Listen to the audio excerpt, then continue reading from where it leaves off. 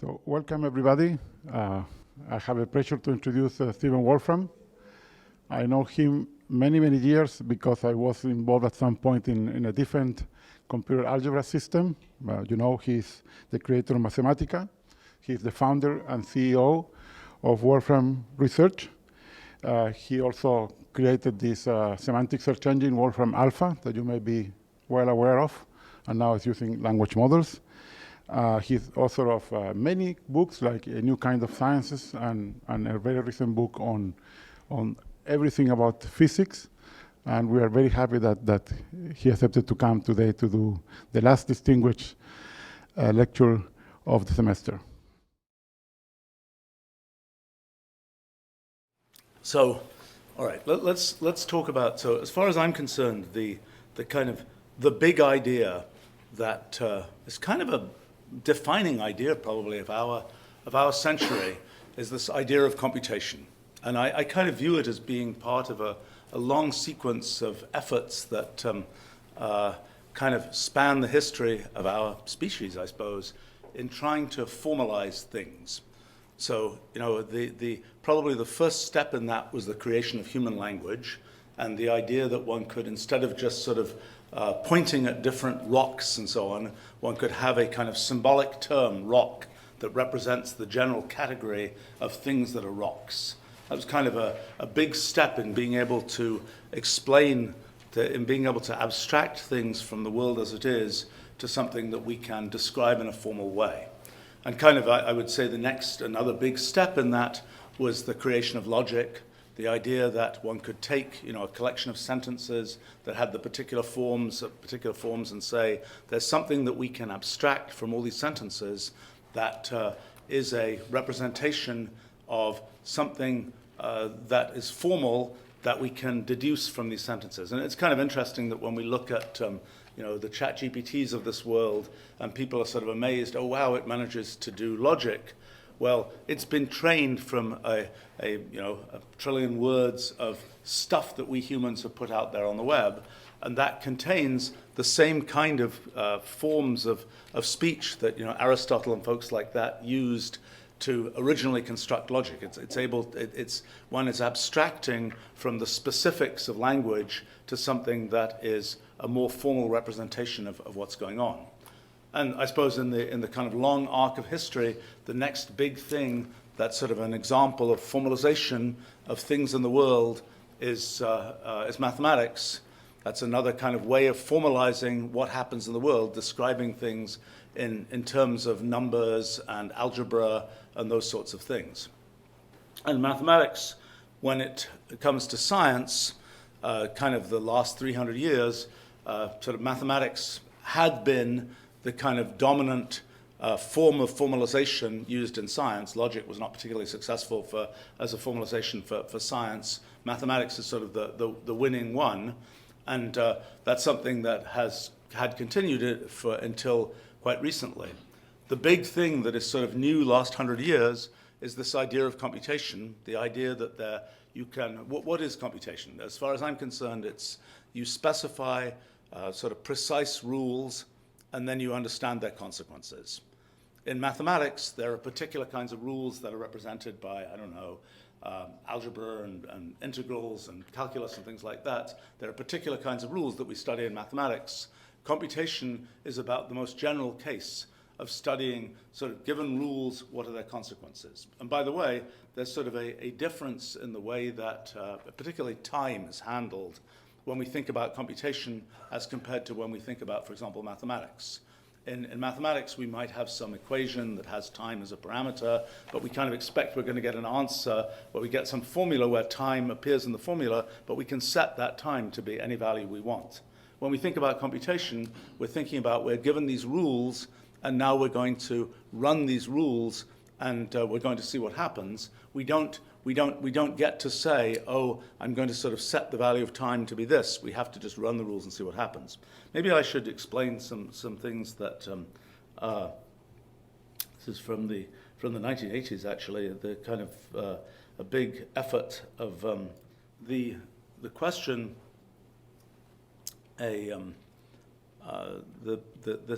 I've been talking about kind of computation as a way of of formalizing what happens in the world.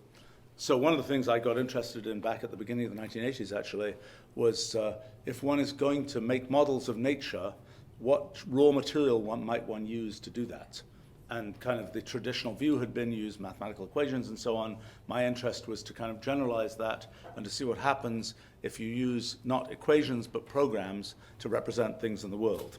And I have to say, it's kind of a spoiler for the path of history, but in the last probably 25 years or so, there's been, after 300 years of complete dominance of kind of mathematical equations as ways to model the world, computation has become, and programs and so on have kind of become when new models are created, that's almost always what new models get made with. So, but the question that I got interested in years ago is when you look at just simple, if you just ask what kinds of programs might nature use to do the things that it does, and a particular category of such programs that I found convenient to look at are things that get called cellular automata. This is an example of them. It's just a line of cells, each one is either black or white, and in a series of steps you set the new color of the cell to be determined by a rule that depends on the previous color of that cell and the previous colors of its two neighbors. So if we take that and we just say run that, let's run that for a few steps here, and let's just show this with a mesh. Okay, so this is using that rule, and at every cell, at every step, we're just applying that rule to determine what the color of the next cell will be. So we have a very simple rule, we get very simple behavior. It's kind of like, you might expect that's what's going to happen. Well, let's change this rule a bit. Let's say we have something like this. We can change it, we can see what it does. That's what it does then. Let's change it again. Let's say we do this. Now we use that rule instead. Well, now we get a slightly more complicated pattern. If we keep it running a little bit longer, we'll find that it makes a nice kind of elaborate, intricate, but very nested structure. And we might again say at this point, if the rule is simple, then even if the behavior is somehow intricate, there will be some easy regularity to identify in that behavior. Okay, so now you can ask the question, if you're just sort of studying these things from a sort of science point of view, you can ask the question, well, why don't I just do an experiment? Why don't I just point sort of a computational telescope out into this computational universe of possible programs and just find out what's out there? So we can try doing that. And let's just make a table of these with any rule number here. And let's say the first 64 of these. And this is the result we get. So much of the time, so every one of these pictures is a different rule that we're using. And much of the time you see what happens is really pretty simple. Maybe there's stripes from alternating stripes, but there's some fairly simple structure that's produced. And here are some nice nested patterns. And then, this is my all-time favorite science discovery, here's rule 30 in that numbering scheme. It does something a bit different. Let's take a look at that in a bit more detail.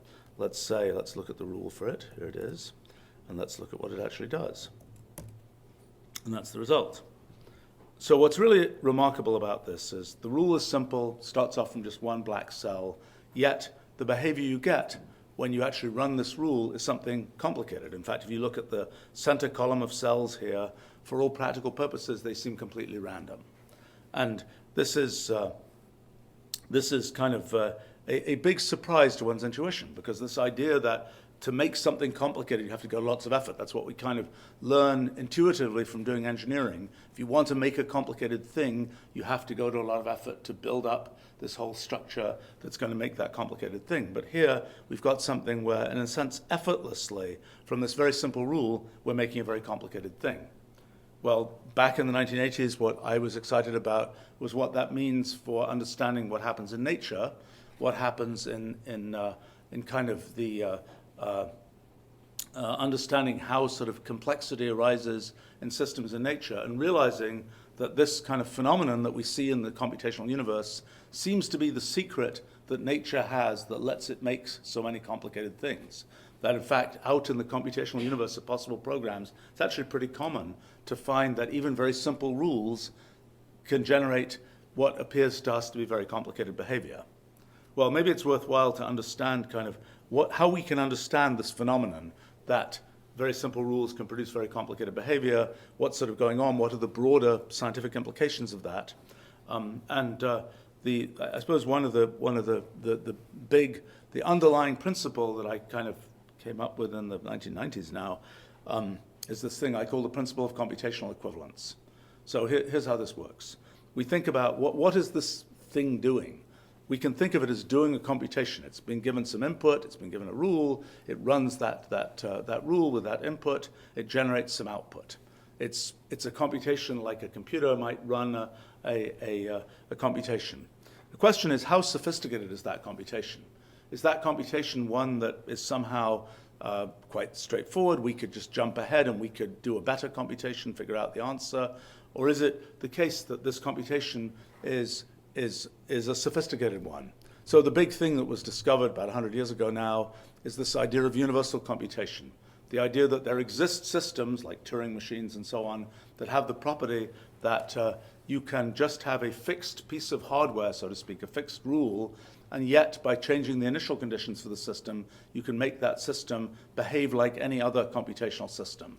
And that's sort of an important idea because it's the idea that makes software possible. It's kind of the idea that drove essentially modern technology as it is. But that idea says there exists a system that you can build. Maybe it's a microprocessor with 1 billion transistors on it that is capable of universal computation. What the principle of computational equivalence says is something much more extreme than that. It says whenever you look at these systems in the computational universe, when they're not doing things that are in a sense obviously trivial, then they will tend to be doing things which are as sophisticated computations as anything can do. So it's kind of saying that something like this system here should be capable of, for example, universal computation, but more to the point, the computation you're seeing here is as sophisticated as the computation that any system can do. So what are the consequences of this? Well, one consequence is if we're trying to predict what this system does, then we're doing that by doing a computation.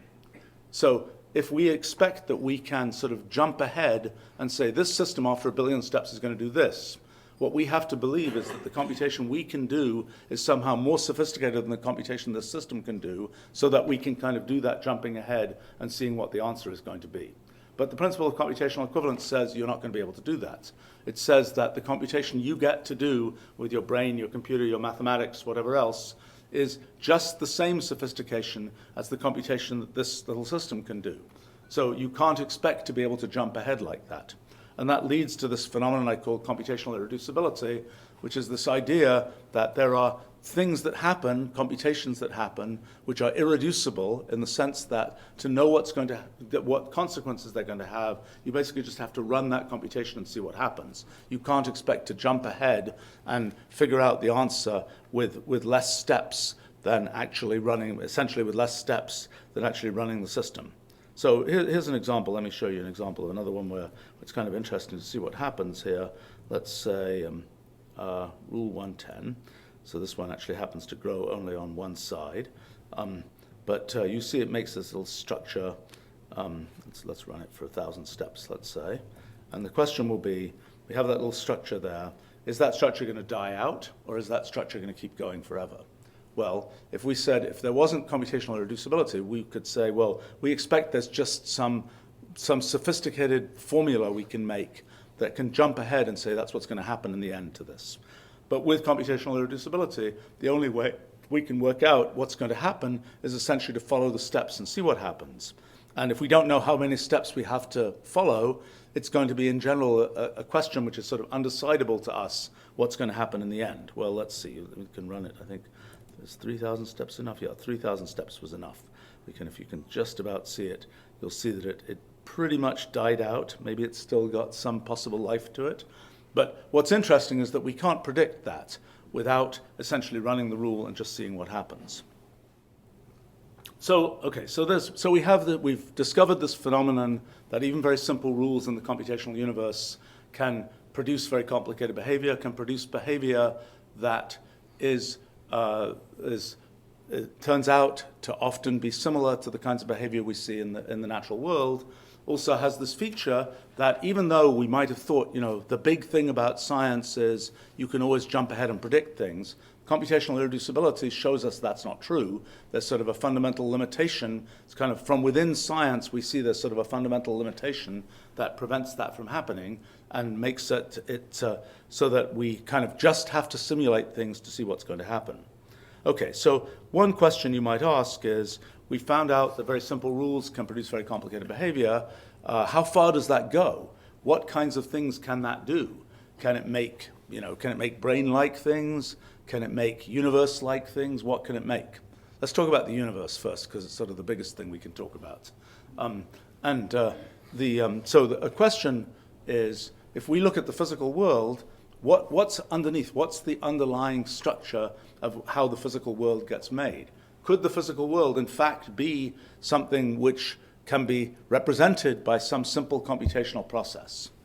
And people have wondered, what's the sort of fundamental theory of physics for a long time, and people have had different views of that, and there's been kind of a bunch of, it's gone waves of optimism and pessimism, but about 100 years ago, a lot of progress was made in the invention of kind of the core theories of modern physics, which are basically statistical mechanics, the theory of kind of what, things like gases with lots of molecules, how that works, the second law of thermodynamics, things like that. That's one bucket. The second bucket is general relativity, the theory of gravity and the structure of space-time. And the third bucket is quantum mechanics and the theory of very small things, so to speak. So those are the sort of the main, there was sort of a big advance 100 years ago or so now in those kinds of areas. The question is, okay, so for example, what's underneath those things? Are those just sort of arbitrary wheel-in features of the universe, or are they derivable in some way? So this kind of seeing things like Rule 30 makes one think, well, maybe there might be some very simple rule that might be able to explain what's going on. Well, back in the 1990s, I started thinking about this, made quite a bit of progress, actually. But at the time, I suppose physics was in a very high self-esteem state, and it was like, string theory is going to solve it. You don't need anything else. So I worked on other things, which turned out to be rather productive. And then about 4 years ago now, came back to this question, having figured out a lot of other things in the intervening years and having built this big stack of technology. I mean, in the kind of rough summary of my life is that I've kind of alternated between doing basic science and developing tools and technology. And it's been a pretty good journey, I would say, because you do basic science, it shows you what is conceivable to build in technology. You then build the technology that creates tools that let you do more basic science. And I managed to iterate this about 5 times so far in my life. And it's built a pretty big tower. And from the top of that tower, we can now see some pretty neat basic science that's been really exciting to me in the last few years. And let me tell you a little bit about that, and then I'm going to tell you a bit about sort of how that connects to the practical world of kind of computational X for all X, and we'll talk about AI and whatever else we can fit in there. All right, so let's talk about the fundamental theory of physics and what's underneath the stuff that we experience in the world. Let's see, I probably have a nice visual summary here, which I can perhaps use. So this is sort of a visual summary of our physics project. And as is often the case in science, the first thing you have to do to make progress is to realize what was wrong before.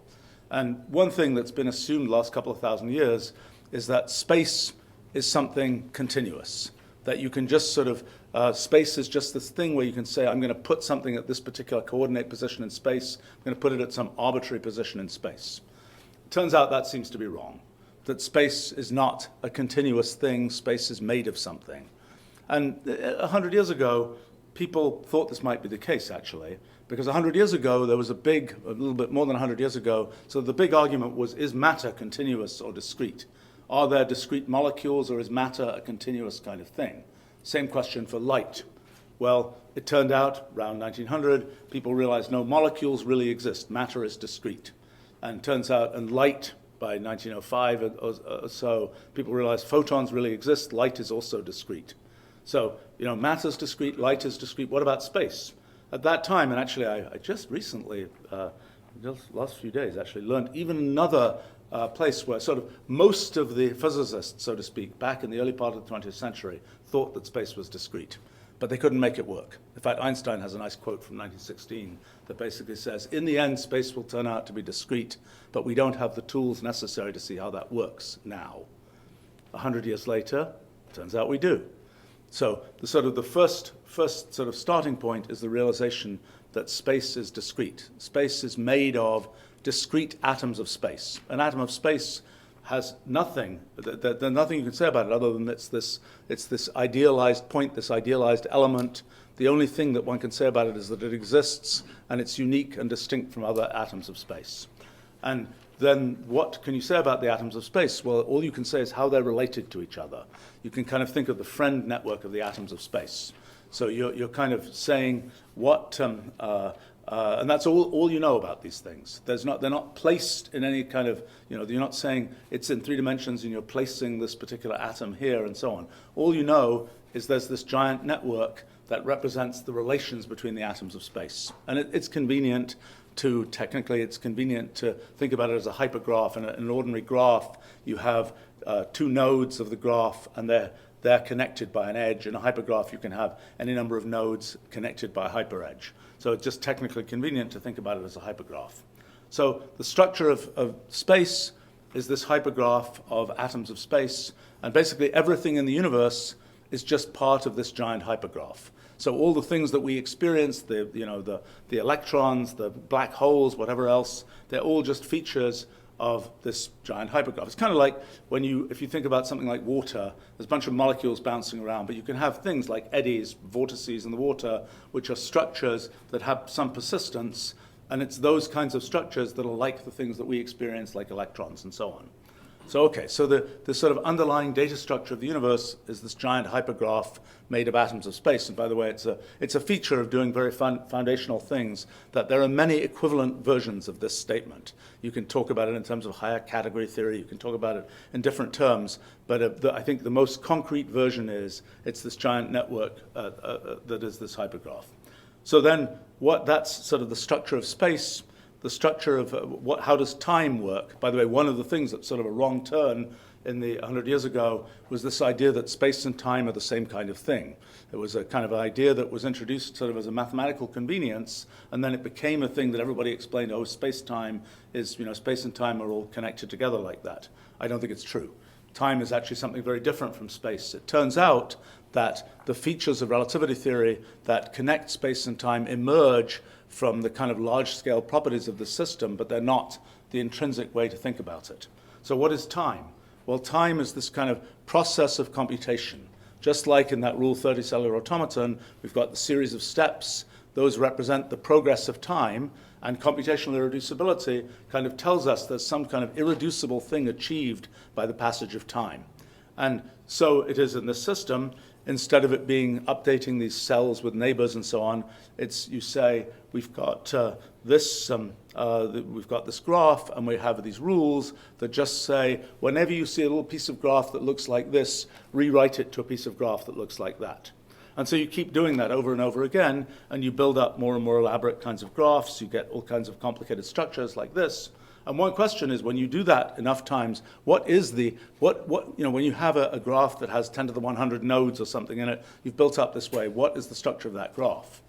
Well, it's a similar question to asking the question, if you have a bunch of molecules bouncing around and they each interact according to some force law and so on, what is the large-scale behavior of a whole collection of molecules? And the answer we know in that case is it's like fluid dynamics. That's what happens in something like water. You've got these discrete molecules bouncing around. The emergent kind of behavior of the system follows the laws of fluid mechanics.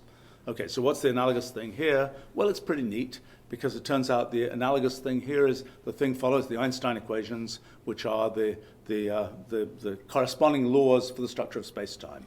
And so you can then derive from this very simple underlying set of rules that are about the rewriting of networks, the large-scale limit of that with a bunch of footnotes that are a complicated story, you can derive the fact that you get the structure of space-time that we observe. Now, actually, one of the things that's tricky is this thing doesn't have any space in it at the beginning. It doesn't even know that it's in 3 dimensions, for instance.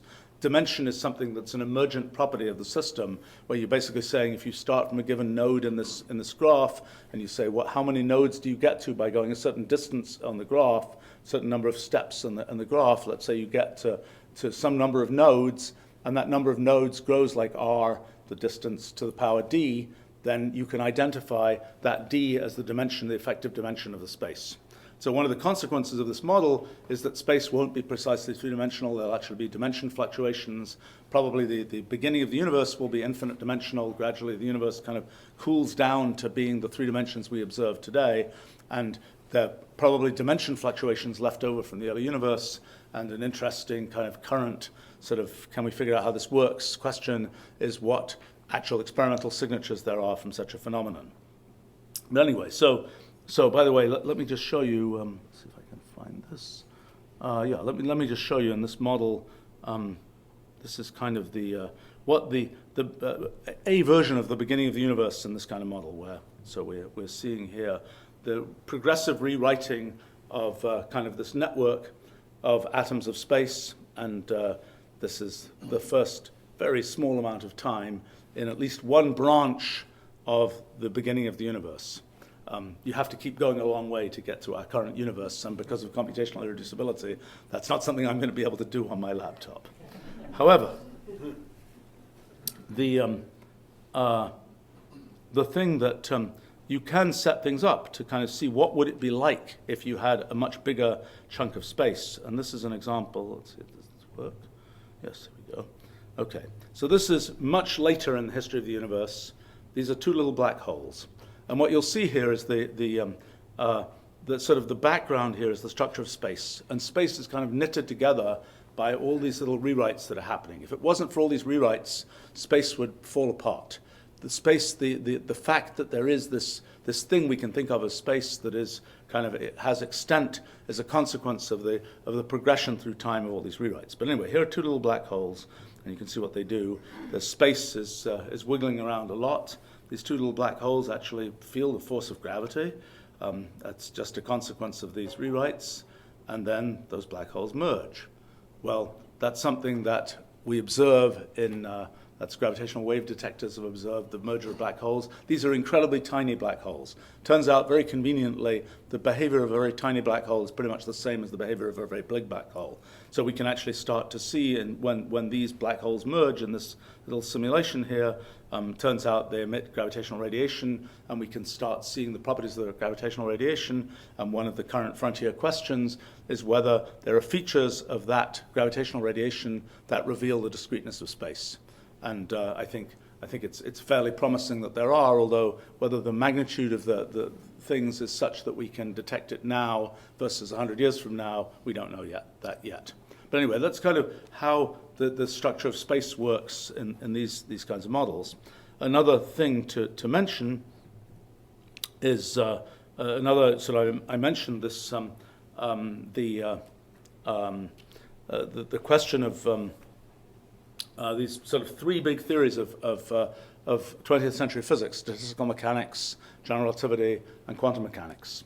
So we've got what I've been describing as the derivation of general relativity. People didn't think general relativity was something you could derive from something lower level. It looks like it is. So another piece to this is quantum mechanics. And sort of the big idea of quantum mechanics is, in classical physics, you imagine that definite things happen in the world. In quantum mechanics, the big idea is that you throw a ball and it doesn't just follow a single trajectory, it follows many possible trajectories, and you just get to figure out what the probability of different things happening is. Well, in our models, we actually have no choice but to have quantum mechanics. Because what happens is that I talked about the rewriting of these hypergraphs that represent the structure of the space and everything in it. There are many possible ways these rewritings can happen. And the result of that is that you get what we call a multi-way graph that represents all the different possible paths of history. There can be different rewritings that happen. That can cause these paths of history to branch. They can merge, and so on. So kind of the big thing that happens, that you get these multi-way graphs. Multi-way graphs are something pretty interesting that sort of related to non-deterministic computation, but in non-deterministic computation, you tend to just say, we're going to pick the one winning branch. In multi-way computation, you're interested in sort of all the possible things that can happen. And so, you can kind of think about lots of different kinds of problems in these terms. You've got a game like tic-tac-toe or something. There are many possible paths you can follow to in the doing of that game, and you can kind of look at the complete graph that you get. Let's see if I can just pull up a picture of that. So, a typical kind of thing would be, here we go, it's kind of a multi-way graph that just shows, given that you're starting with a blank tic-tac-toe, simplified tic-tac-toe board, you get this kind of graph of all these possibilities. You keep going. Somewhere here, probably there's a picture of the actual game and what it takes to win the game and so on. But that's an example of a multi-way graph in that particular case for just the game of tic-tac-toe. But the whole point is there is also a multi-way graph for the whole structure of our universe, and the fact that there are these different paths is the reason that we get quantum mechanics. And it's a slightly more complicated story. We have, when you kind of take a slice across all those paths, you form this kind of space, we call it branchial space, the space of quantum branches, which is kind of its own kind of space. And just as you can think about kind of motion in physical space, you can also think about motion in branchial space. Just as you can think about observing physical space, we notice that in physical space, well, okay, we are at a scale much larger than the atoms of space. And so we aggregate, when we observe what physical space is like, what we're observing is this vast aggregation of atoms of space, and that's why space seems to us continuous. Well, something a bit similar happens in quantum mechanics. What happens is that just as we are extended in physical space, we are also extended in branchial space. And so a rather strange thing. It has to do with the fact that an observer like us that is part of this universe that's branching and merging and so on, the question of quantum mechanics becomes, how does a branching brain perceive a branching universe? And it turns out that when you untangle those things, the answer is quantum mechanics. So, okay, just to finish on this branch for a second, the thing. So one of the questions would be, okay, so we've got this model for physics, and we can say there's an underlying rule which, if we run it for long enough, will make our universe. So then the next question is, well, why did we get that rule and not another rule? And that's sort of that's a kind of the Copernican thing would be to think there can't be anything special about the rule we got. We just have to have some sort of very arbitrary rule. Well, the thing that I wondered about this for a while, and then we realized that actually here's what's going on. The structure, I mentioned that given a particular rule, you apply it in all possible ways, and that's what gives you quantum mechanics. But why do you have just one particular rule? What happens if you apply all possible rules and you make something which is the result of taking all possible computational rules and running them, and you can see that different rules will produce different results, but then those results might converge again, because when you run different rules again, they'll converge to the same result and so on. You get this big, complicated, entangled mess that is the result of running all possible computations. So you make this thing which is the entangled limit of all possible computations. It's a thing we call the Roolead, and it's an encapsulated object that represents everything that is computationally possible. And it's a kind of an interesting object because it's a necessary object. It's not an object that you say, oh, it happens to exist in this way and that way. It's just, given the idea of computation, there is just a single object that is this Roolead that represents all possible, the entangled limit of all possible computations. Okay, so what? So how do you take that and understand how we perceive physics and things like this? Well, the key thing is this realization that we are a certain kind of observer of this Roolead. It's a little bit of a brain-twisting kind of thing, because we are embedded within this Roolead. We are part of this Roolead, and we are observing what happens in the Roolead. And turns out that we might say, well, what we observe to be happening in the Roolead depends on what we are like as observers. So the question is, how much do we have to know about what we're like as observers to conclude about what we will perceive happens in the Roolead? Okay, so it turns out there are two key assumptions about us as observers, both of which are pretty uncontroversial. One is that we are computationally bounded. We can only, in our sort of finite minds, we can only fit a certain amount of computational effort. That's point one. Point two is we believe we are persistent in time. Even though at every moment in time we might be made of different atoms of space, we believe that we have a single thread of experience that continues throughout time. So those are two assumptions. So it turns out, this is sort of the big result of the last few years, it turns out those two assumptions are sufficient to derive the three big theories of 20th century physics. So given this idea of the Rulliad, if you say, what does an observer with those characteristics perceive in this big, messy Rulliad of all possible computations? It turns out that an observer with those characteristics necessarily perceives, actually, the second law of thermodynamics, general relativity, and quantum mechanics. That's kind of a very interesting kind of, I suppose, philosophical moment, that these are things which seemed like they were just features of the universe that happened to be the way they are. But it isn't true. Instead, there is this kind of necessary formal structure which, for observers like us, if we were not like we are, if we were some kind of alien observers with different characteristics, we would perceive a different physics. But given that we are observers of the kind that we are, we necessarily perceive these features of the physical world. So that's kind of that's a sort of a big deal in thinking about physics. It also turns out to have implications about metamathematics and the kind of nature of mathematics and so on. We can talk about those. But let me talk about some more practical kinds of things. So we've kind of understood something about this idea of computation that ends up sort of going all the way down. It gives us the machine code for the universe, it seems, and it tells us things about the big picture of what's computationally possible. Well, so here we are as just humans hanging out in this Rulliad, and the question is, how do we access this kind of what can we access of computation? And so then we have the kind of interesting situation. We are humans who think about things in certain ways, and what do we, how can we make use of this kind of power of computation that sort of is the intrinsic thing that runs the universe and so on? And what you start realizing is that you need some kind of bridge between the way we think about things and the sort of ocean of computational possibilities. Much of what's out there in the computational universe is stuff that is completely incomprehensible to us. It's stuff where we can run all these cellular automata, they make all these patterns. We say, we don't really know what the significance of this is, they're not really connected to anything we know about. Most of the computational universe is completely alien to us. So the question really becomes sort of how do we characterize the parts of the computational universe that we humans can connect to? Here's sort of perhaps an interesting experiment. I can show you something here. This is looking with generative AI, just looking at this is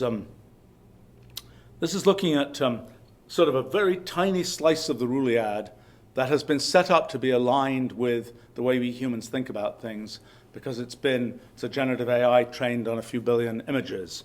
And so what we're asking is, if we look out into that sort of space of possible things that we can think of as a tiny slice of the Rulliad, what's out there? And so we said, okay, let's make we initially say we're going to look for a cat in a party hat, and somewhere at the beginning there was a part of this space that has a nice cat there. But the question is, what else is out there in this space?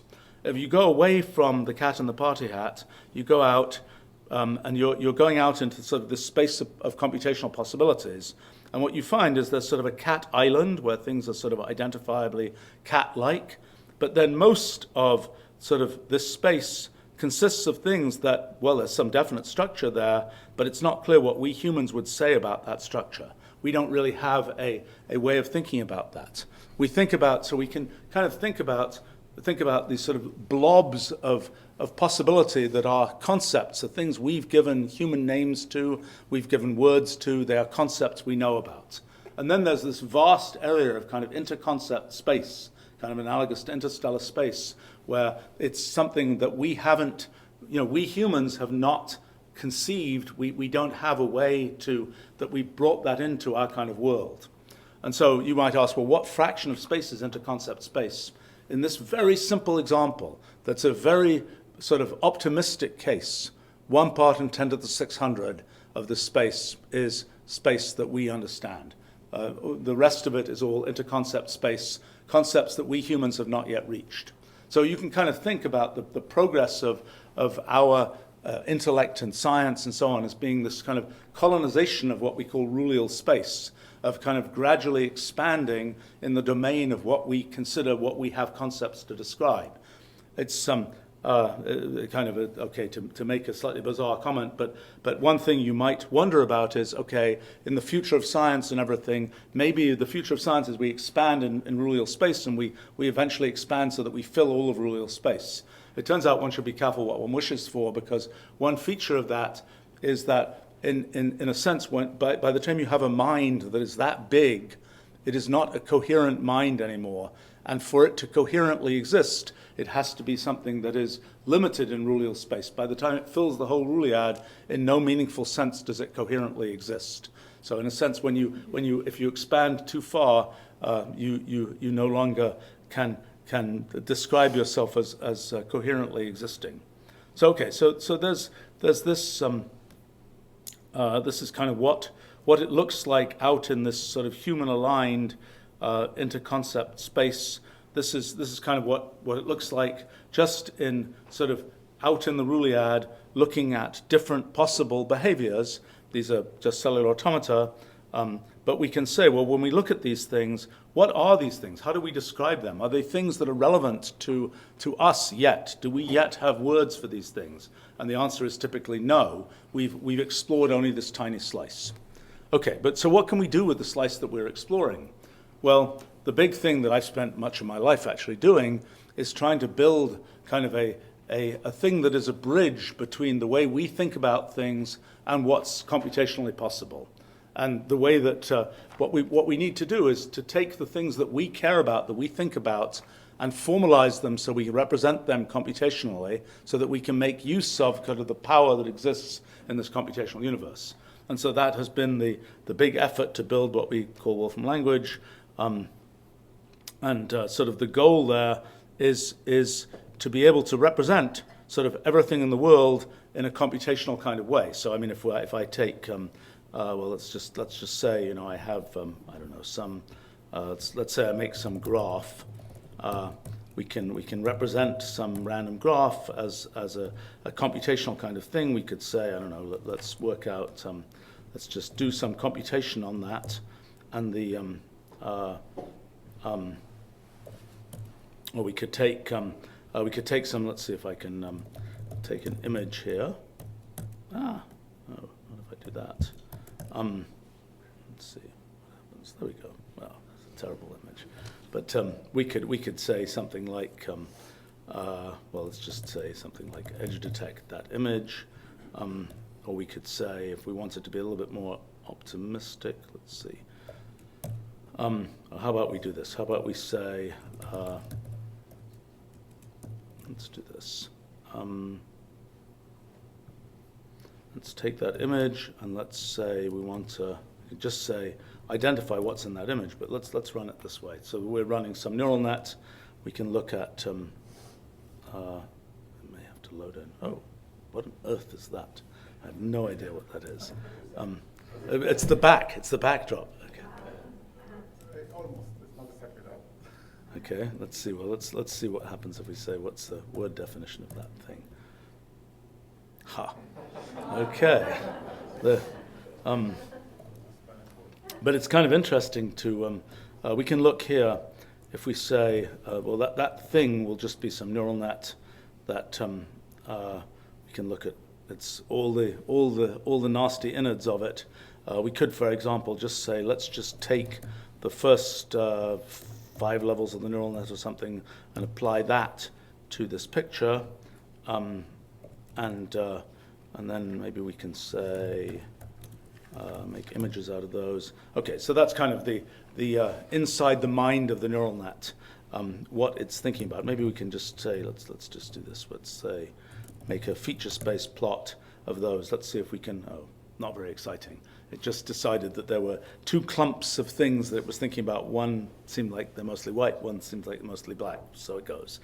But anyway, the kind of the concept here is to make a computational language that can formalize the things we like to think about in computational terms so that we can do things, so that we can use sort of the power of computation to operate on those kinds of things. So for example, there's the part of the story is just knowing a lot about the world. So we might say, you know, there's a list of words in English, maybe we can say, let's just take the first letter of each word and let's make a word cloud of those first letters, and this will give us, oops, what did I just do? Word list, oh, that's not what I wanted to do. I wanted to say take just the first letters there. Okay, there we go. And so that gives us, for English, the sort of word cloud of first letters. Maybe we can just, for fun, let's try doing Spanish, for example. I don't know whether anybody knows what part of a dictionary is most thumbed in a Spanish dictionary. This predicts it will be C. In any case, the kind of the goal here is to know things about the world. So, for example, we could say, I don't know let's see what we know about Northeastern University as a thing. Let's look at what properties we might know about Northeastern University. Okay, let's say somebody was just telling me this number, so let me just see what it thinks that number is. Okay, let's see whether we know what that is as a function of time. I don't know whether we will, but okay, we have some information here. Okay, so that claims to be the plot of the number of students as a function of time at Northeastern. Or we could say something like, let's make a I don't know where it thinks the computer is right now, but maybe is that plausibly here? I don't know. We'll find out. Let's say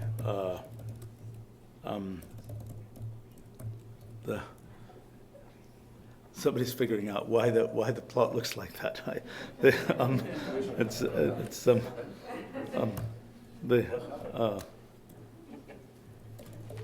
So let's see whether this.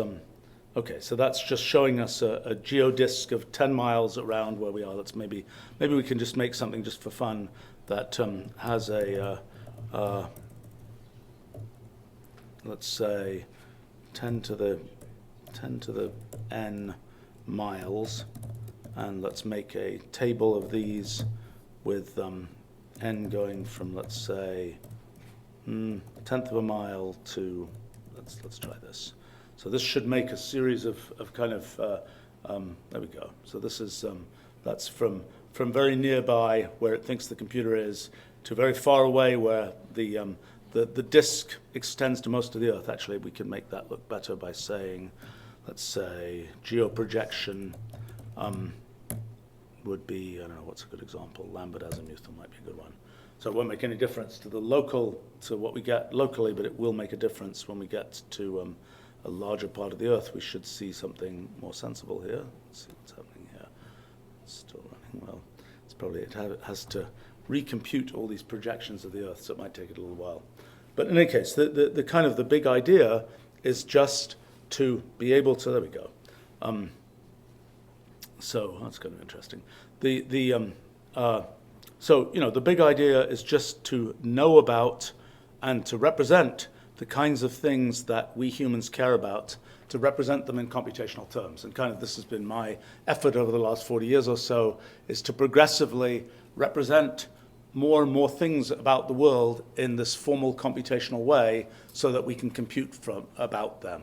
And this is something that's pretty important because it's something that it gives you this, we have now this language for representing things computationally. And if you think about sort of history, a thing that, a bit like this that happened before, maybe 500 years ago, people had the idea of making notation for mathematics. There had been kind of mathematics just described in words, and then there started to be notation for mathematics, plus signs and equal signs and things like that. And then people started to be able to talk about mathematics in a streamlined way, and then algebra got invented, and then calculus and so on, and that kind of spawned the possibility of all of the modern mathematical sciences. And so kind of the question for today is, what can we do with this idea of computation? How can we use that in the world. And what we realize is for any field X, archaeology to zoology to whatever else, there is a computational X that you could build, which essentially takes the questions of that field and presents them, thinks about them in a kind of formalized computational way. And kind of my goal over the last 40 years has been to build kind of the notation, the language to represent things computationally in the world. And that's, it's kind of, I think the thing that we've achieved at this point is sort of having made this kind of full-scale computational language that allows us to represent things in the world computationally. And I see you have a microphone there, and that this is I could talk about, I didn't even talk really about AI yet, but I can talk a little bit about, let me just say a couple of things about that, and then we'll move on to, then maybe we can chat about it some more. I mean, I think the one of the things that's been an interesting thing the last year or so is that we used to just have human users mostly.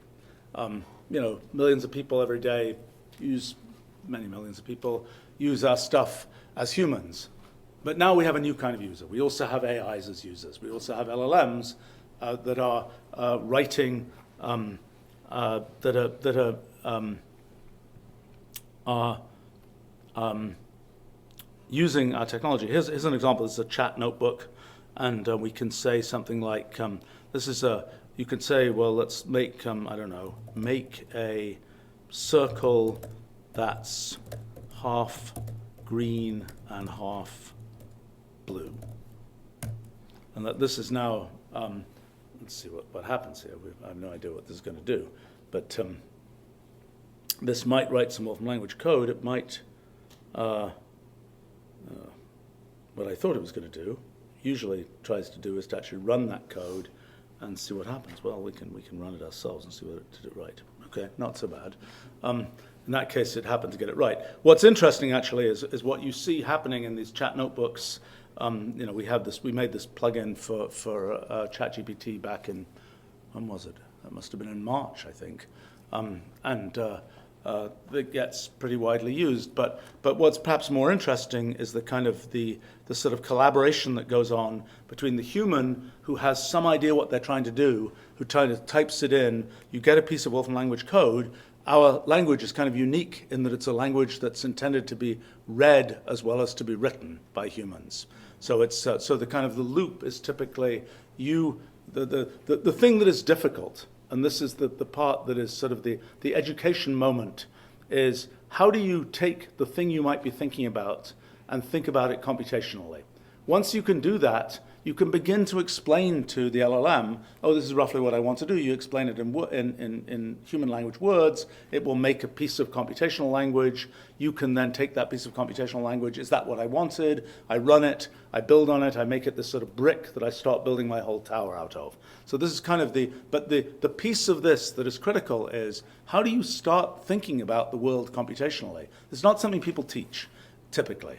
They should, but they don't. It's not what computer science is about. Computer science is a wonderful field, but it's not about that. It's the thing that is the challenge to reach kind of computational X for all X, which is kind of the future of pretty much every field at this point, because as I said, sort of computation is the formalism, is the formalization that we got to figure out how to do in the last century, and it is the thing that is sort of driving the future of these intellectual areas. And so then the question is, how do you get to the point where people can actually sort of conceptualize what they want to do in computational terms? How do you teach this kind of how to think about things computationally? It's not what people have usually done. And actually, I guess my project that I'm in the process of doing right now is actually just about to get started on, is because it seems like I'm in this strange position of being sort of having a responsibility to do this, to sort of define what does it look like, what is this kind of basic course that that people should teach very broadly about sort of how to think about the world computationally. The mechanics of how you actually do computation, well, if people like us have done our job, most of that has been automated away. The LLMs automate even another stage of that away. But what's really at issue is how do you think about the world computationally, and sort of how do you conceptualize that? One last thing about AI. We can talk about, I wrote this whole explainer of ChatGPT that some of you might have seen, that sort of led me to kind of a theory about what's actually going on in LLMs. We can talk about that if people are interested in it. But I think one of the things is sort of the future of AI, and people say, you know, our AI is going to take over the world and what's going to happen and so on. The question of what does an AI want to do? Well, you know, an AI that's been aligned with what humans, you know, it's been trained from what humans do, that's one thing. But sort of an AI left to its own devices, what does it do? What you realize is AIs are creatures of the computational universe. And there's just a lot of computational universe out there that AIs sort of could explore. And so the question then becomes, well, where do you want to go? And that's not a question that the AI can, there's no theoretical answer to that question. There's this whole computational universe out there that you can explore. The question that is the key question for us humans is, well, where do we want to explore? What direction do we want to go in this computational universe of possibilities?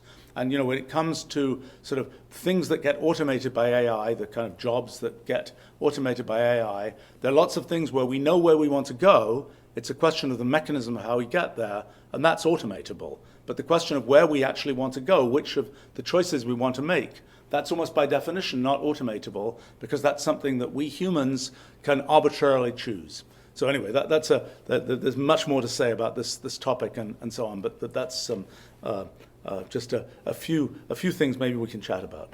All right, well, I should stop there. Thank you very much.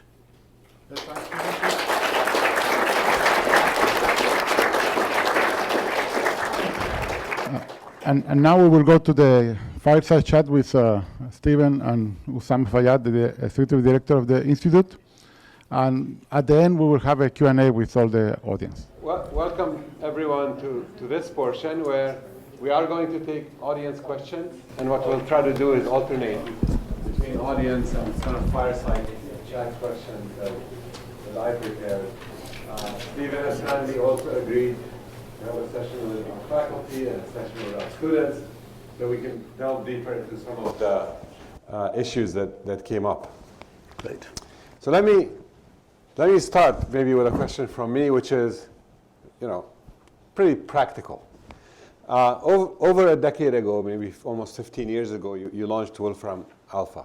Mm-hmm. And it was in my opinion, it was a very effective, amazing, semantic search-based, you know, approach that's much more knowledge-based than what we see today with the LLMs and the autocomplete and all of that. I would say one thing, it's not about searching. What Yes. what Wolfram Alpha does is it takes, you know, the natural language people, the weird natural language people set up as questions, and it converts that into computational language, and then it tries to compute answers. Yes. So there's no, you know, what one might think is there's the web out there and there's stuff to search for. That's not what we're doing. Right. What we've tried to do is to sort of collect and curate all of this knowledge, implement the actual algorithms and methods and so on, and then compute. And the thing that is sort of the interface to the humans is take that piece of natural language that somebody types in or says to a phone or whatever else it is, and convert that into this precise computational language and then compute answers. So that's the way I... Right. No, and that's fair. But there you used kind of what we would consider concepts that are familiar to humans, the way we think about the world. Yes. Versus today's LLMs are just building weights. Now, what happens for the autocompletes, but what happened is somehow ChatGPT took off much more than Wolfram Alpha. Any kind of thinking or explanation as to why that happened? Well, it's 14 years later, the world's a bit different. But I think also, you know, the set of people who want to write essays is a different set from the set of people who want to answer factual questions. I mean, you know, Wolfram Alpha, pretty widely used in intelligent assistant. The thing that's more interesting is why did the intelligent assistants die just before LLMs happened? And that's really more of a business question than it is a question of a business and execution question, more than it is a question of technology, I think. But I think the, you know, what's the goal of Wolfram Alpha has been to take questions that are answerable from factual questions about the world that are answerable, that we can compute answers to, and make it automatic to do those computations. And that's been a very successful thing. Now, the combination of that, LLMs are doing something different. LLMs are doing things like writing essays and summarizing text and so on. And I think it's worth remembering that LLMs took 4 billion web pages, and what an LLM is doing is to give you something, is to continue from a prompt in a way that is typical of what the LLM read from the web. Yep. And now what's interesting is that a certain, that things like logic were sort of extracted by the LLMs. There's a certain amount of factual information that the LLM sort of thinks it knows. Now the LLM will regularly just make up stuff that's kind of roughly like what's out there. It might be like what some student might write as a well, I'm going to write something that's roughly right, but it's actually total nonsense. The combination of the LLMs with computational system, with Wolfram Alpha, for example, is pretty interesting. The challenge is, so back in last December, actually, talking to the OpenAI guys and so on, we figured out, yes, Wolfram Alpha has this, it's very convenient because there's this interface language, and that interface language is English, that both the LLMs understand and Wolfram Alpha understands. Mm-hmm. And so if you can get the LLM to formulate its question in a way that is sort of a crisp question, it can just go ask Wolfram Alpha. And so we built that capability. Interestingly, we also built the capability of having the LLM synthesize Wolfram language code, because it had read, and we got a big chunk of training data of kind of pieces of Wolfram language code. It had read a bunch of Wolfram language code, and it was able to synthesize those things. So now, if you look at the plugin for ChatGPT, at least as of a few weeks ago, I haven't looked more recently, sort of interesting that about half of what the LLM constructs is Wolfram Alpha queries, and half of it is Wolfram language code. And then it's running those things, and it gives back the answer. And often it does a good job. I mean, I would say that it's kind of terrible because things like math word problems have been a long time kind of interesting AI test. And there's a case where you give it this math word problem, and the LLM correctly decodes it into this lovely piece of Wolfram language code. We run the code, we get an answer, and I was writing something about this a few months ago, and I'm about to put this thing in, and I think I better actually check that the LLM, correctly took the thing from the internal computation and gave the right answer, and it didn't. So at the very last stage, the thing just, went crazy. I mean, it's interesting, we've been building an AI tutor for education purposes. It's an interesting problem. The number one thing to know about building AI tutors is it's not easy. Yes. and that's, but we've been building this, and it's sort of interesting to see this whole interface between sort of the computation, this hard computation, and the layer of kind of linguistic interface that exists that, we think we're able, I don't know, we don't know yet, but it looks promising that we're able to actually provide that interfaces kind of in a personalized way to students and so on. But I think I diverted your question. No, I'm sorry. Actually, you gave a good answer, and you anticipated half my next question. I want to switch over to the audience, but because you anticipated half my question. So using the LLM or the ChatGPT as kind of an alternative input interface to prompt alpha is one way to think about them working together. Is there another way? Do you think there's a way to leverage a lot of the knowledge encoded in alpha to help LLMs perform better? Well, look, the fact that you have a few hundred billion weights that encode three kinds of things, kind of the structure of language, a certain amount of common sense, and a third thing, which is facts about the world. Mm-hmm. Facts about the world don't belong there. They're an incredibly inefficient way to encode facts about the world. Yes. And what will happen, but it's not an easy research problem, is to factor out facts about the world from the linguistic interface and the common sense. Now, the fact is that the very interesting thing that's happened is that LLMs have discovered something that we probably should have discovered a couple of thousand years ago, which is that human language has, we've known about the syntactic structure of human language, kind of the things like, sentences have noun, verb, noun in them. But what we haven't known is the more sophisticated construction kit that says the sentence, the moon ate happiness or something, that sentence isn't a plausibly meaningful sentence, except in some kind of poetic sense. And so there's this kind of construction kit that goes beyond the mere sort of the syntactic grammar of language. There's kind of a semantic grammar of language, I think, that the LLMs kind of show us exists. And so one question is, if you say, well, can we extract that semantic grammar of language? And if we do extract that, how much has that actually removed the LLMs are still useful as a thing to kind of, right now we say, okay, well, let's go from LLM, human language to LLM to computational language. But that's further than going from human language to a semantic grammar to computational language. Yes. And so, in fact, one thing we've been working on, I've long wanted to build this kind of what I've called in the past a semantic discourse language, although I hate that name, and if somebody can come up with a better one, I'd like it. But it's kind of there's been sort of this idea that's existed, well, certainly since the 1600s, since people like Leibniz and so on, of making a kind of, he used to call it the characteristica universalis, kind of universal language to represent things in some sort of formal way. I've been long interested in building such a thing, and now, with help from LLMs, it's looking to be actually possible to do that. And how that will interface with LLMs, what it will look like in the end, my guess is there'll be a layer of kind of neural netty, kind of linguistic user interface going to computation and a semantic language that then is the place where kind of the more, where the crunchy computational stuff happens. I mean, the thing to realize about LLMs, one thing to realize about LLMs is, back in the day, before we had any idea of formalization, what humans figured out was just what they could figure out sort of off the top of their head. Then we got these ideas of formalization, and we started building these kind of bigger towers. What LLMs are naturally able to do is the same kind of stuff we can do sort of off the top of our head.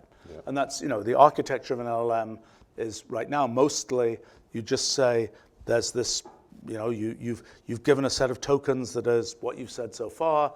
You say to the network, what should the next token be? And it ripples through a few hundred layers of neural nets, and out comes the probabilities for what the next token should be. And that's the whole story. It's just rippling through that. Mm-hmm. And the only way that it ever gets to do sort of a more sophisticated computation is kind of that the next token it makes depends on all the previous tokens it made.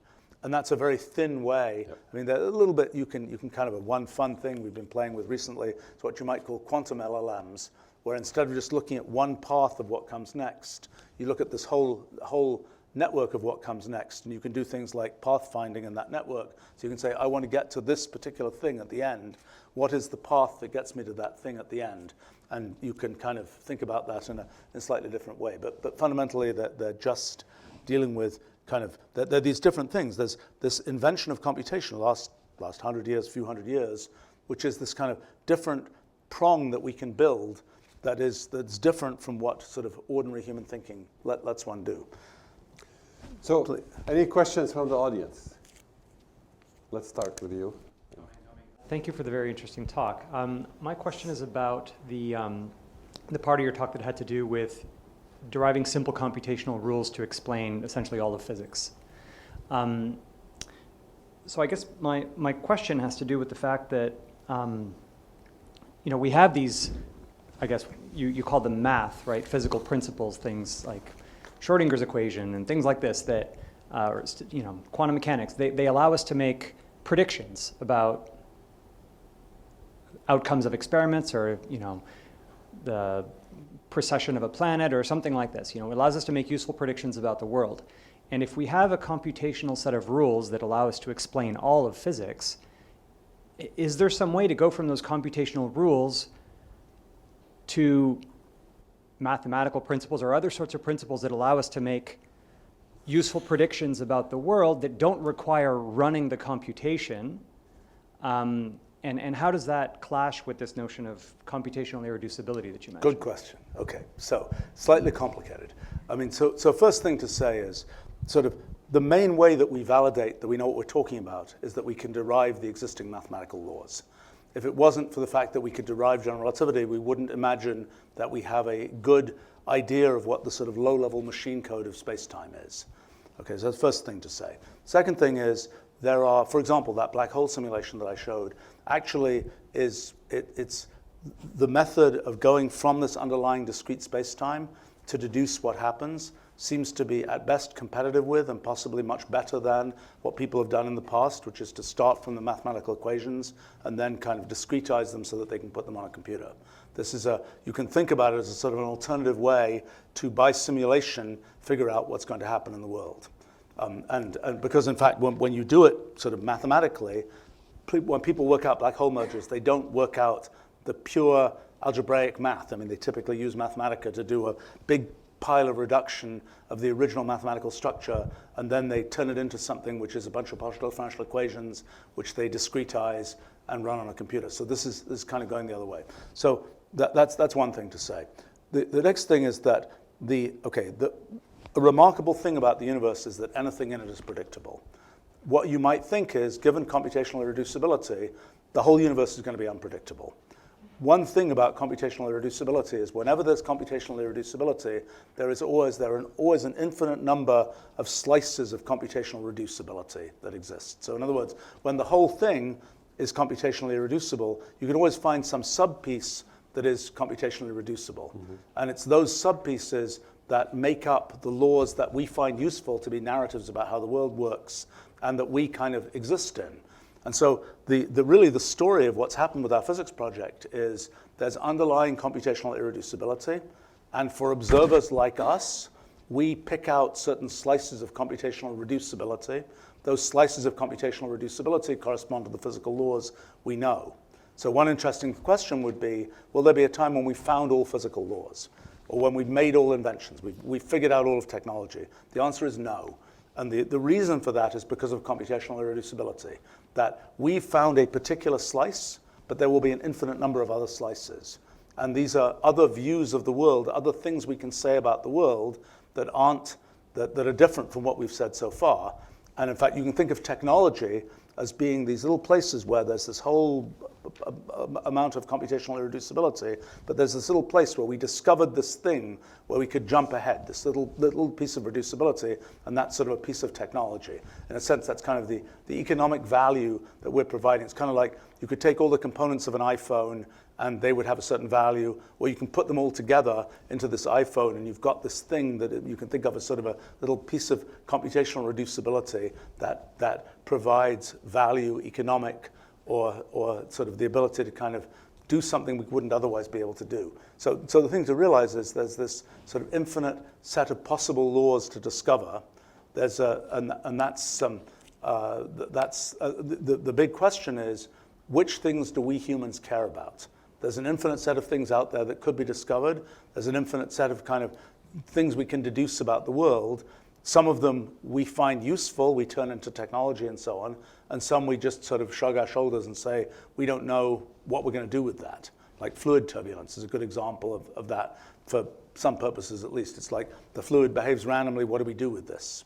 It's not, so I mean, in terms of our, I think our models provide some kind of almost philosophical framework for thinking about this kind of interplay between computational reducibility, computational irreducibility. The challenge right now with our models is there are things where they reproduce existing physics, and there are places where they don't. There are places where maybe there's a little corner where you see something that isn't existing physics. And that's obviously really interesting because you can do experiments and find out if that's really true or not. And it's a challenge because it's just a lot of technical detail of figuring out, okay, a photon is propagating through a piece of fractional dimensional space. What does that actually do? How does it affect this or that thing that you can measure? But that's the challenge. And I think as I say, the way to compute things that we have here is a bit different from the existing way. So for example, in this case of general relativity, we're able to actually do a bit better than existing methods. Same with quantum circuit optimization, actually. There's using our multi-way system technology, somebody who's been working on our project sort of takes quantum circuits, compiles them into multi-way systems, does optimization at that level, and then turns them back into traditional quantum circuits. And that won a competition a few months ago for the best sort of quantum circuit optimization, which was kind of fun. We actually, Usama, have a bunch of questions coming in from our virtual attendees. So we'll alternate. Sure. So, Okay, so let me, and what you said, basically, I mean, an interesting observation you made, which is how interesting is that universe of computationally reducible things and how far can we get? But my question is, let's get a bit more pedantic a bit. So before Sam Altman had his misfortunate incident with his board, OpenAI was talking about a very near-term big breakthrough in AI, whether that's truth or rumor or whatever, it doesn't matter. I would like to ask you, do you think there's an interesting kind of breakthrough class thing that could happen in the near term for AI, at least in your intuition? Well, I mean, okay, so look at the history of AI. Okay, so we've got, McCulloch and Pitts wrote their paper in 1943. Now we've got ChatGPT. It's actually pretty similar in architecture to what McCulloch and Pitts. I was just looking at the McCulloch-Pitts paper just a couple of days ago. They had this idea of what they called psychons. They didn't make it, but a lot else in that paper did make it. The psychons were units of psychological activity, basically.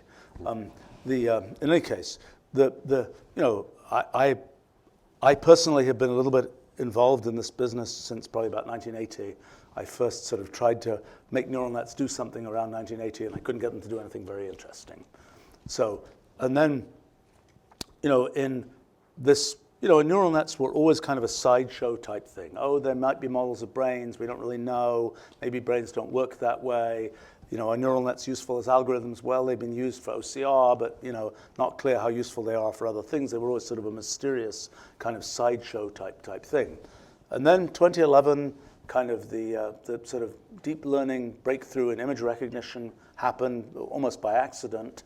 And there was this jump in the ability to recognize not just the letters of the alphabet, but also a few thousand other kinds of things in the world, of cats and dogs and things like this.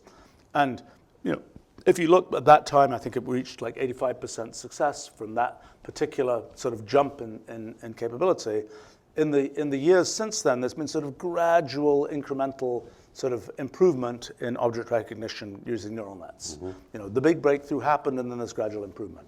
Same things happen in a bunch of other areas, whether it's speech to text, other kinds of things. The big breakthrough with LLMs that nobody expected was that one went from language models that just babbled rather uninterestingly to language models that made essays that seemed human-like. And that was it was a big breakthrough, and I think we still don't understand why that really happened, how that happened. It probably, you can speculate on, it's a science question. It's a very interesting science question. We've studied it a bit. I can tell you a few, I think this field of LLM science is a really important area. It should be more populated by physicists, actually, because that's the domain that has a lot of the kind of relevant expertise. I mean, I've been pointing out for a while, there's like, you increase the temperature, the chance that you pick a word that isn't the most highest probability word to come next. You increase the temperature. It looks like some student at our summer school this last year found there are two distinct phase transitions. One where the LLM, you increase the temperature, the LLM stops making sense. Mm-hmm. Second, it stops making syntactic sentences. The two distinct transitions at definite temperatures. Why does that happen? There's got to be an answer to that. And it has some combination of physics question and a question about kind of the structure of knowledge and the structure of the way we think about things. It's a thing that's out there in sort of LLM science. But anyway, what seems to have happened is there are these moments where there are these kind of, rapid, these breakthroughs where things change, and then it's kind of an incremental process. And this is typical of technology and science. Some methodology comes in, something happens. The way I see what's happened right now with LLMs, they have created the possibility of having rich linguistic interfaces to things. And there are many applications for that. And the question of what will be successful and what will not has to do with how you put a harness around that capability. Because it's like saying, the the raw capability kind of, I think, is what it is. It will get incrementally better, but it is what it is. And it's like a lot of things in machine learning. People say, oh, I'm going to use machine learning for this or that. There's a very simple heuristic. Machine learning is going to get you 80%. Maybe it's 90%. Maybe it's 93%. In Wolfram Alpha, we've now got to 98% success in recognizing our, natural language understanding. But, it's some percentage. And some fraction of the time it's going to fail. If you've got a use case where getting 85% success is a win, like you're saying, here are possible search results. Are any of these what you're interested in? Then it's a win to have 85% success. If you're trying to launch a rocket to the moon and it's got to actually go in the right trajectory, 85% success is probably not going to be good enough. Yep. And so it's a bad use case. And this is the kind of interplay between what's sort of computational and what's sort of LLM AI style. And I think in terms of sort of the breakthroughs that will happen, I think, there is more to be done, this kind of quantum LLM thing. There's more to be done with kind of where you can go, the planning aspects of sort of interfacing what amounts to sort of theorem-proving techniques with kind of LLM techniques. I'm not sure how well that's going to work. One of the lessons of kind of the development of neural nets particularly has been anytime you think you can be clever, turns out it's not worthwhile. And it goes along with what I've found in the computational universe. You say, oh, I know I've got this particular kind of system. I know it can't do anything interesting. I can just foresee it can't do anything interesting. You run the experiment. My little statement to myself and people who work with me is, the computational animals are always smarter than we are. It will do something that is completely unexpected. And that's been, so, I'm not sure whether sort of, carefully orchestrating these things is ultimately going to make a difference. As a practical matter, video, what we've done with text will be doable with video. You can learn a lot from video. There's a large corpus of video. There'll be a breakthrough as it manages to learn sort of intuitive physics from videos and things like this. A certain amount of human behavior stuff from videos probably, and that will be that's another thing. And that's but I think what you'll see is these set of discrete sort of jumps as different things become possible. And the training data in the world is we're kind of running out of that. There's about 100 billion not yet tapped.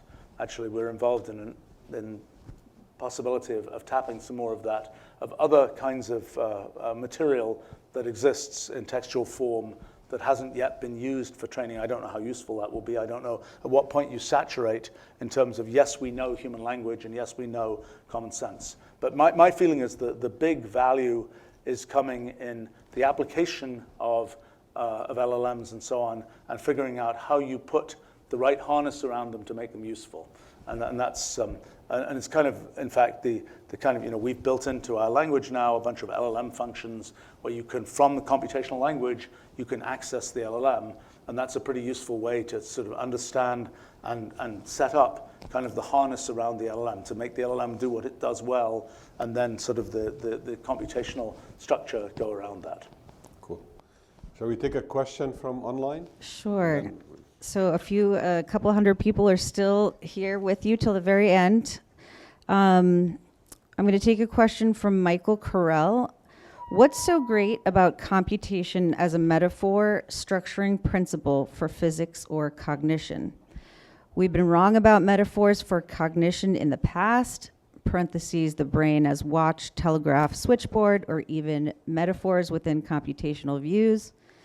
What makes us think we've gotten the right one this time? Okay, so it's a good question. I mean, I think that the thing that's interesting is that this idea of rules for specifying things, that idea is pretty much as old as civilization. And it's, the question of, well, is it this particular kind of rule? Is it the rule that runs with, that makes a watch work? Is it the rule that makes, integrals work and so on? Those particulars, yes, those particulars are specific possibilities. The general idea that something follows some set of rules seems to be a pretty fundamental idea. I mean, we're kind of stuck with that idea. That's a thing. If we want to have a theory about how the world works, then the idea that there are rules that determine what happens is something that we're pretty much stuck with. But I think it's it's a good, did we finally make it? Well, if it turns out the experiments get done and this theory of physics that we built is validated, it's, frankly, it seems at this point, to me at least, quite impossible that it could not be true, because too much has fit together for it to, for it to be off track. But if that happens, then we can say, well, we reached, in some direction, we reached the end. We know our universe is set up this way. We can know that we can, so another thing to explain. What is natural science?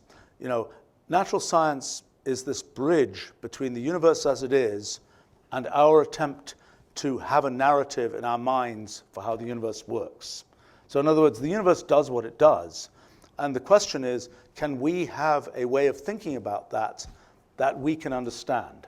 And so there may be many ways of thinking about it that is more on us than it is on the universe. There may be many ways that aliens could understand the universe that are not the ways we understand the universe. But I think that this idea of operating according to rules is this thing that has been, a feature of the way we have thought about things from the beginning of our history.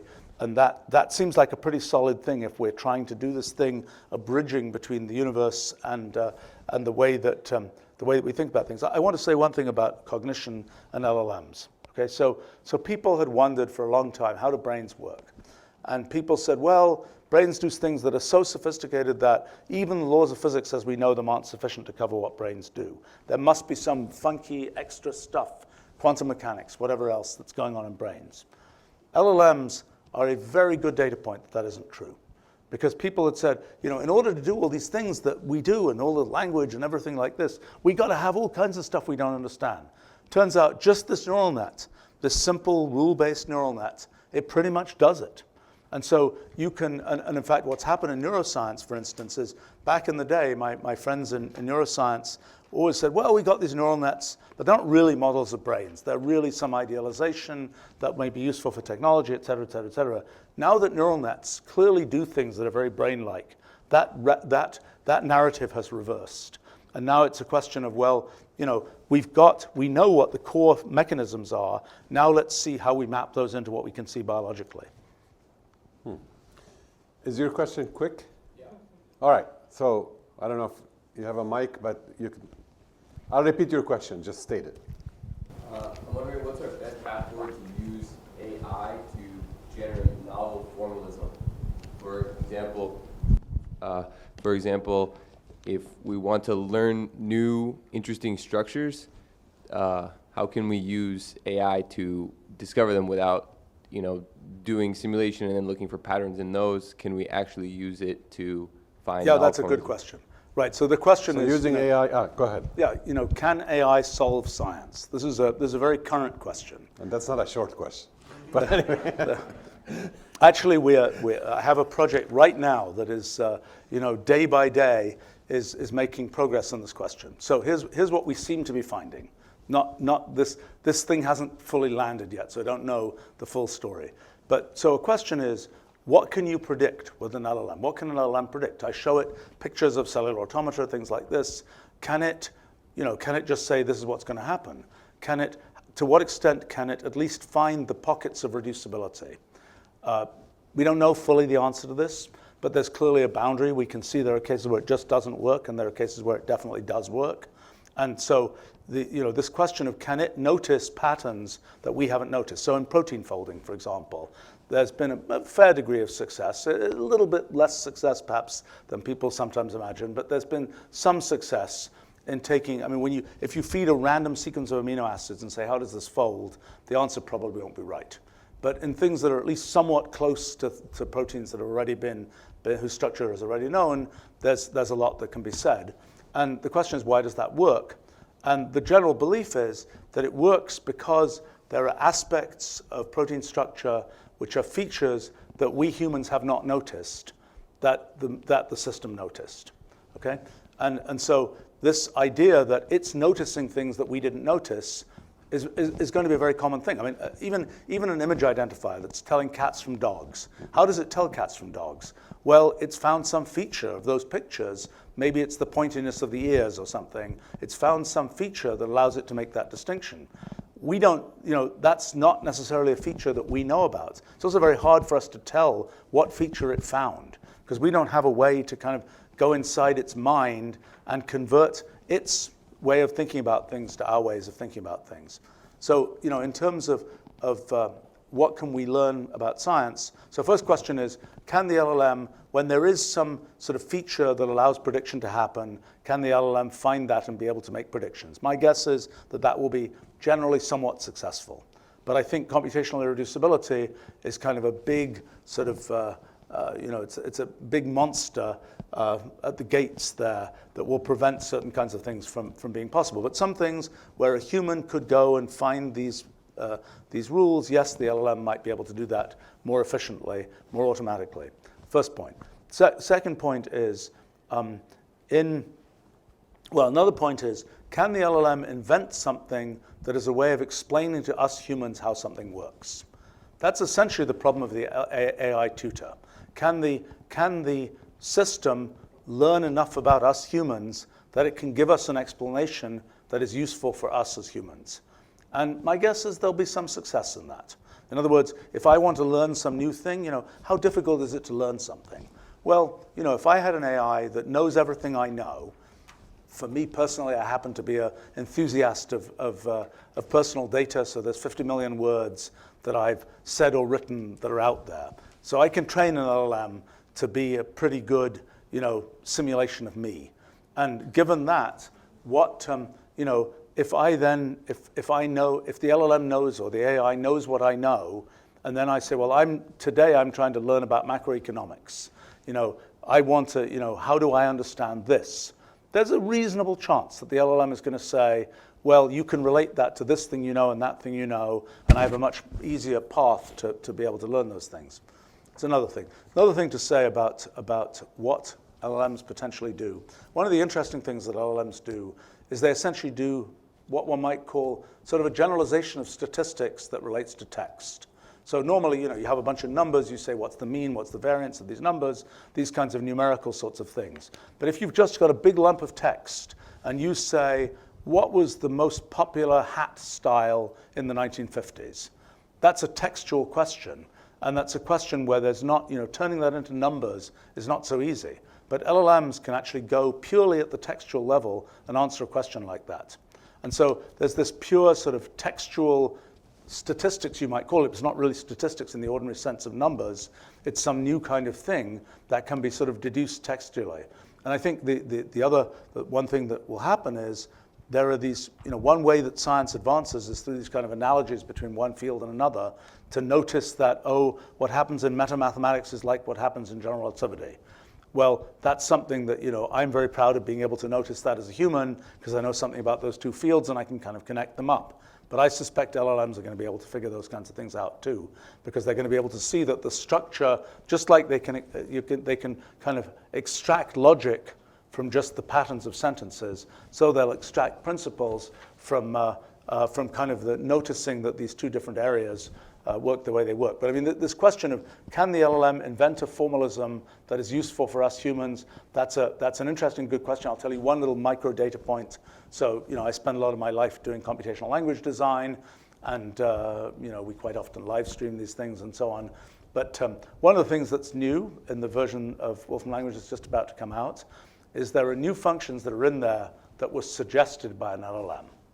So, in other words, the LLM has looked at all this code, it knows what people are asking about, it's seen what's out there on the web. It said, there's a function, you should have a function called digit sum. And I think it even suggested that name. And it's a pretty good idea. It's taken sort of the average of what people out there want. And yes, you can digit sum is something that's a trivial kind of idiom in Wolfram Language. But it's noticed that that's an idiom that's a repeated idiom, and that's kind of the essence of language design. And so we're able to take that suggestion from LLM. By the way, in terms of how LLMs will be used, I think compiling the wisdom of the crowds, basically. Yes, yeah. Yes. One thing to say about how LLMs will be used, I have a feeling one of the big uses of LLMs will be offline uses. People are concentrating on, I've got an LLM in the loop, and I'm typing something, and an LLM is responding to that.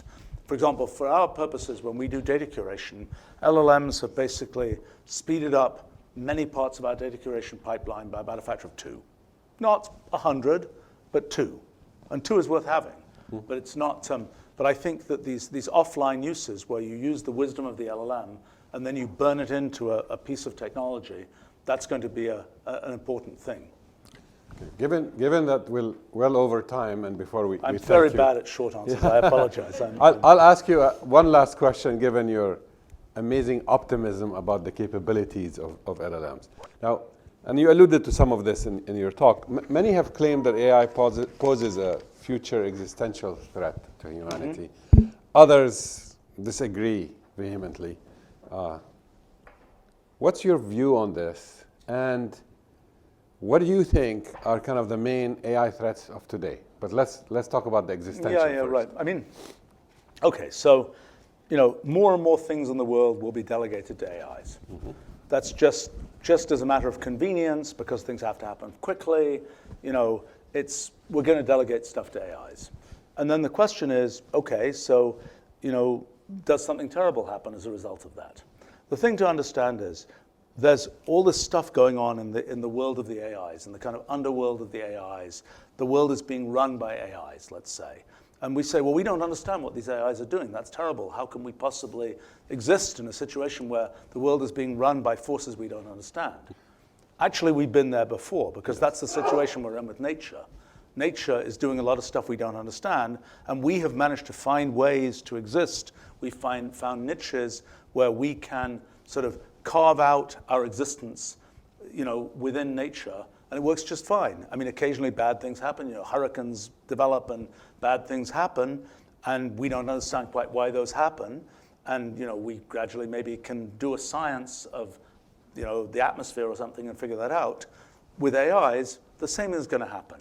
There's going to be lots of stuff that goes on, and mostly it's going to be just fine, and we understand how to live in that niche. And occasionally some crazy thing will happen, and we'll say we better build more science that allows us to understand sort of what's happening in the underworld of the AIs, so to speak. So the first thing to say. Another thing to say is, well, is there going to be anything left for the humans to do, or we have automated everything? It's by definition, we will not automate everything, because a lot of what has to be done is to figure out what we want to do. And there is no sort of intrinsic way that the AI does that. Now, as a practical matter, I looked at the last 150 years or so of what people have done as occupations, so to speak. And here's what you see. In the 150 years ago, agriculture was the biggest chunk of sort of US occupations. And then it got automated. And so that chunk shrunk. And you see the same thing happening over, and what happened to that chunk? What happened to those people? Well, the answer is they went into lots of different occupations, many of which were enabled by the automation of agriculture. And the same thing has happened over and over again. That's something that takes a lot of people to do it. It ends up getting automated. That thing goes to almost zero people. But the very automation of that thing enables a bunch of new capabilities, which then provide a more fragmented kind of story. And it's a pretty common thing you see in economies around the world. More developed economies are more fragmented in terms of the occupations people do. And that seems to be, as you automate more, and what's really happening there? What's really happening there is the fragmented occupations are sort of the frontiers where it's still like, what are we going to do in this area? And that's something that takes humans. And it's just like, right now, it's kind of fun to see the new occupations. At our company, I often am entertained by the fact that I'll invent some new job category of a thing that people have never heard of before, like LLM scientist or AI psychologist or prompt AI engineer wrangler. or prompt magician. Yes, right, exactly. And these are things that, those had never been, and by the way, prompt engineering is a great use for people say, well, you're going to be a computer programmer, you're going to do STEM type stuff. The best prompt engineers are the best expository writers. So it's a different skill set. And that happens because the LLMs were trained on, the LLMs understand just like other humans understand. And so it's sort of not surprising that it's expository writing that turns out to be the important skill there. So, by the way, the combination of expository writing and computation is writing good computational language. That in itself is another occupational area, is computation editors, so to speak, who can turn bad computational language into good computational language, and so on. There are just these many different opportunities that get opened up. So I think us humans, it's worth realizing, if you look at the sort of long arc of history, and you say, what did people do 1,000 years ago? What do we do? What do people even think was worth doing 1,000 years ago? And then what do we do now? Many of the things we do today didn't look like they were worth doing 1,000 years ago. I mean, I walk on a treadmill. Why do you do that? It's what a crazy thing to do. So I think that's what we'll see. And one of the things that's funny about understanding history and the future and so on is that you might say, everybody's just going to be playing video games. That's a terrible outcome. Looks to be a terrible outcome to me right now from my viewpoint in in 2023 or whatever. But it's to the internal impression of the humans, so to speak, may be a very different story. In terms of what will happen in terms of sort of when the AIs run central banks, when the AIs do all these kinds of things, and many of those things will happen, and at a practical level. There's a question of what can you do with this? How can we make the AIs do things we want to have them do and not do the things we don't want to have them do? So first question is, well, what do we want to have them do? And so, I've thought a bit. I will say this is for me, it's an unfinished question. I mean, this first question is, okay, you're making a constitution for the world, for a country, let's say. Hopefully not for the whole world. Hopefully for individual countries. You're making a constitution in modern times. You've got AIs. What are the provisions? For example, can an AI own things? Does an AI have to have an owner? How do you decide what to do? Do you have a democracy where people vote and check boxes, or do you have a promptocracy where everybody writes, a prompt and it gets fed into an AI and the AI kind of decides what to do? What do you do? How do you think about what's possible? And the first question is is there what do people want? And the answer is, obviously, not everybody is going to want the same thing. And that's, so the idea that, there's the global view, this is a very bad idea. I mean, this won't work. Just as, it's just not a thing that works in the way that humans who believe in free will and things like that set the world up. But so first point is, I think that I've thought quite a bit about this kind of AI constitution question and what sorts of provisions you might imagine in wanting to set up. It's not easy to understand how those constraints get applied, et cetera, et cetera, et cetera. And certainly there's not going to be one kind of, this is the AI constitution of the world, we're finished type thing. But even figuring out those provisions is surprisingly hard. And I've surprisingly little has been done on this. Second thing, the thing that I've now come to think more about, because I think it's a more promising direction, is if there's just one AI in the world, I think it's a very brittle situation. The reality is there's not going to be one AI in the world. There's going to be a whole society of AIs. And the society of AIs will operate in some way that probably has many of the same dynamics as human society.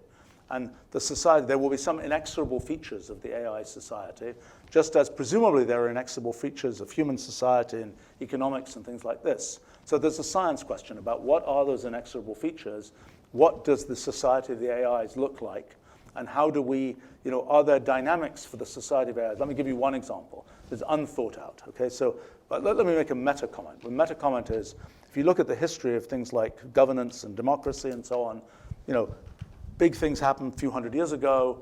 That was a time when there was a lot of political philosophy was being thought about, and people figured stuff out in political philosophy, and that turned into actual governance systems that have been reasonably successful over the last few hundred years. And now is the moment. This is the great moment for political philosophy. Again, it's and I don't know that there are very many people who've stepped up to figuring this out, but there will be ideas that will be, and it won't be promptocracies probably, but it'll be something. And there'll be ideas that are different, new ideas, enabled by the fact that we live in an AI technological society, so to speak, that become possible. I'll give you one example of a kind of thinking. And we will end on that example. Okay, fine. But maybe this is maybe not an upper. Okay, so here's the question. Question is, in human society, people sort of, to some sense, do the right thing because if they don't do the right thing, they suffer. For AIs, that's a more complicated issue because so far as we know, AIs don't suffer. So how do you get an AI to do the right thing if it won't suffer by doing the wrong thing? And so, but now what you realize is actually you already have this issue with humans because you know internally to you how you feel. But anything else is an extrapolation. It's just you're guessing that you have empathy for some other thing.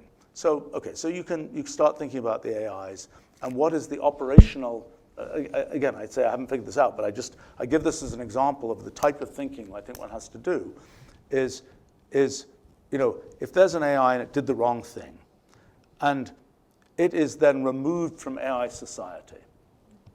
Okay, whether the AI internally suffered or not, who cares? Because what matters to the world is that it was removed from AI society, so to speak. And so what you realize is that this kind of the societal, is there a dynamics of that society that causes the AI that did the wrong thing to not be trusted by the other AIs, et cetera, to be sort of removed from AI society, having no kind of not imagining that the AI itself is making this, making this decision.